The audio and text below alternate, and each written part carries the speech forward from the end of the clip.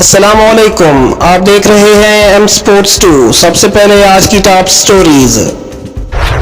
पाकिस्तान और ऑस्ट्रेलिया के दरमियान दूसरा वनडे आज खेला जाएगा। वनडे रैंकिंग, बांग्लादेश ने पाकिस्तान को पीछे छोड़ दिया। तहरीक अदम इत्तेमाद पीसीबी में खलबली मच गई।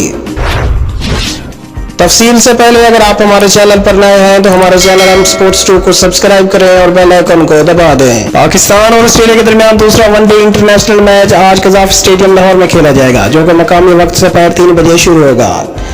टेस्ट सीरीज के बाद वनडे सीरीज में शिकस्त से बचने के लिए पाकिस्तान को दूसरे वनडे में हर सूरत कामयाबी हासिल करना होगी, क्योंकि ऑस्ट्रेलिया ने पहले वनडे मैच में पाकिस्तान को 88 रन से शिकस्त देकर सीरीज में 1-0 की बढ़तरी हासिल कर रखी है। पाकिस्तानी टीम में आज 2 तब्दीलियों का इम्कान है। शादाब खान और शहनशाह अफरीदी की शमूलियत फिटनेस टेस्ट से मशरूत है। ऑस्ट्रेलियाई ऑलराउंडर मिचेल मार्श इंजरी का शिकार होकर पाकिस्तान के खिलाफ व्हाइट बॉल सीरीज से बाहर होने के बाद गुज़श्ता रोज लाहौर से दुबई रवाना हो चुके हैं, जबकि कई खिलाड़ी कोरोना वायरस का शिकार होने के बाद सिलेक्शन के लिए दस्तयाब नहीं। पाकिस्तान ने ऑस्ट्रेलिया के खिलाफ खेले गए गुज़श्ता 16 में से सिर्फ 1 मैच ही जीता है, जबकि 15 मैचेस में ऑस्ट्रेलिया ने कामयाबी हासिल की है। वनडे रैंकिंग, बांग्लादेश ने पाकिस्तान को पीछे छोड़ दिया। आईसीसी रैंकिंग में बांग्लादेश तरक्की पाकर 6ठे नंबर पर आ गई है, जबकि पाकिस्तान 7वें नंबर पर है। पाकिस्तान को गुज़श्ता वनडे में ऑस्ट्रेलिया के हाथों 88 रन से शिकस्त का सामना करना पड़ा था, जिससे बांग्लादेश रैंकिंग में मामूली बढ़तरी से आगे निकल गई है। बाबर आजम की टीम जुलाई 2021 में इंग्लैंड के खिलाफ अपनी आखिरी वनडे सीरीज 3-0 से हारी थी। इसके बाद उन्होंने वनडे क्रिकेट नहीं खेली है।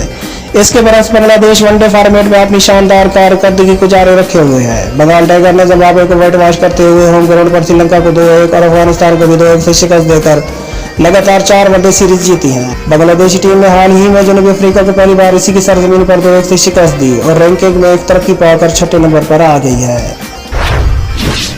वजीर आजम के खिलाफ तहरीक अदम इत्तेमाद ने पीसीबी में भी खलबली मचा दी।